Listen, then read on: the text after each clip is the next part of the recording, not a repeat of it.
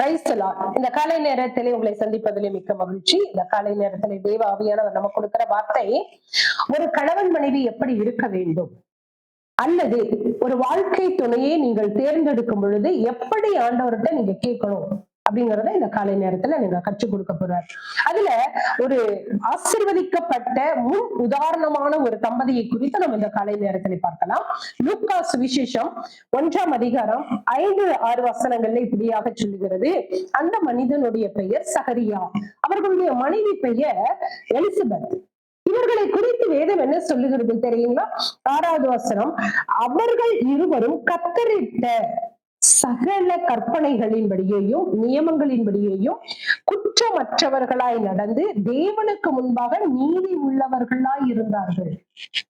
இவ்வளவு பெரிய சாட்சி பார்த்தீங்களா? ஒரு கணவன் மாத்திரமல்ல, மனைவி மாத்திரமல்ல, கணவனும் மனைவி இருவரும், 2 பேரும் கர்த்தர் என்னென்னலாம் சொன்னாரோ, எப்படியெல்லாம் நீங்க வாழணும், எப்படியெல்லாம் வாழக்கூடாதுன்னு சொன்னாரோ, அப்படியெல்லாம் அதுக்கு கீழ்ப்படிந்து அவர்கள் என்ன செய்தார்களாம்? வாழ்ந்தார்களாம். ஆனா அப்படி கட்டளைக்கும் நியமங்களுக்கும் கட்டளைக்கும் கீழ்ப்படிந்து குற்றமே இல்லாம வாழ்ந்தாங்கன்னு பைபிள்ல சொல்லுது. ஆனா பாத்தீங்கன்னா அவங்களுக்கு ஒரு குறை.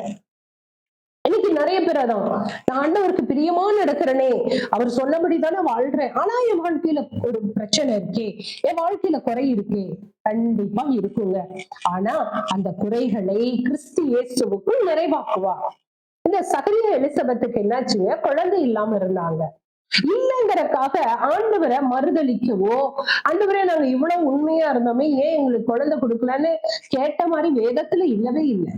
ஆனா கர்த்தர் அதை நினைவு கூர்ந்தார். அருமையான தேவ பிள்ளைகளே, உங்களுடைய குறைகளை நீங்கள் பெரிதாக நினைக்க வேண்டாம். நீங்க ஆராதிக்கிற தேவன் மகா பெரியவர், அவரால் கூடாத காரியம் ஒன்றுமே இல்லை. இதற்கு இந்த எலிசபெத்துக்கும் சகரியாக்கும் ரொம்ப வயசாயிருச்சுன்னு வேதம் சொல்லுகிறது. ஆனாலும் அவர்களுடைய பொறுமை, அவர்கள் நாங்க இப்படிதான், நாங்க மாற மாட்டோம், ஆண்டவர் எங்களுக்கு கொடுப்பார் அப்படின்னு அவங்க என்ன பண்றாங்க? அந்த விசுவாசத்திலேயே குற்றம் செய்யாம நீதியாய் அவங்க வாழ்ந்ததுனால அவர்களுடைய குறைகளை என் தேவன் நிறைவாக்கினார். இதை கேட்டுக்கொண்டு இருக்கிற தேவ ஜனமே, நீங்களும் கூட நான் கர்த்தருக்கு பயந்துதான் வாழ்றேன், அவர் என்ன சொல்றாரோ செய்யறேன், ஆனாலும் என் வாழ்க்கையில பிரச்சனை இருக்கும். அந்த பிரச்சனைகளுக்கு மத்தியில தான் தேவன் உங்களை உயர்த்துகிறதையும் கர்த்தர் எவ்வளவு பெரியவர் என்பதையும் நீங்கள் மாத்திரமல்ல, உங்களை சுற்றி இருக்கிற எல்லா ஜனங்களும் அறிந்து கொள்ள செய்வார். இந்த குறை இருக்குன்னு நினைக்காதீங்க, இதன் மூலமா தேவனாம மகிமைப்பட போகுதுன்னு நினைங்க.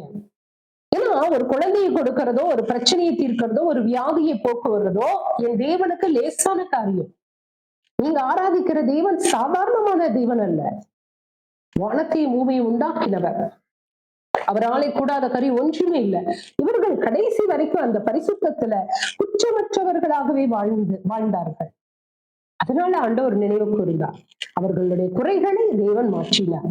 இதை கேட்டுக்கொண்டு இருக்கிற தேவ ஜனமே, நீங்களும் கூட எந்த சிச்சுவேஷன்லயும் எந்த சூழல்லையும் உங்க பிரச்சனையை பார்த்து சோர்ந்து போயிடாதீங்க. நீங்க எப்பவுமே பரிசுத்தமாவே வாழுங்க, ஆண்டவருக்கு பிரியமானபடி வாழுங்க. கர்த்தர் என்ன சொன்னாரோ, என் பிரச்சனை எதுவான இருக்கட்டும், ஆனா நான் ஆண்டவர் சொன்னபடிதான் வாழுவேன் அப்படிங்கிறதுல உறுதியா இருங்க. கண்டிப்பா உங்க வாழ்க்கையில பெரிய அற்புதத்தை செய்வார், பெரிய அதிசயத்தை செய்வார். நீங்க மாத்திரமல்ல, உங்களை சுற்றி இருக்கிற கண்கள் காண கர்த்தர் உங்களை உயர்த்துவார். அதனால அப்படியே நீங்க என்ன செய்யுங்க? அந்த பரிசுத்தத்தோடையே கூட குற்றமற்றவர்களாக கர்த்தருக்கு பிரியமானவர்களாகவே நீங்கள் வாழுங்க. இந்த நாளிலே இதை கேட்கிற உங்களுக்கு ஒரு பெரிய ஆச்சரியமும் அற்புதமும் அதிசயமும் உங்க வாழ்க்கையில நடக்க போகிறது. God bless you.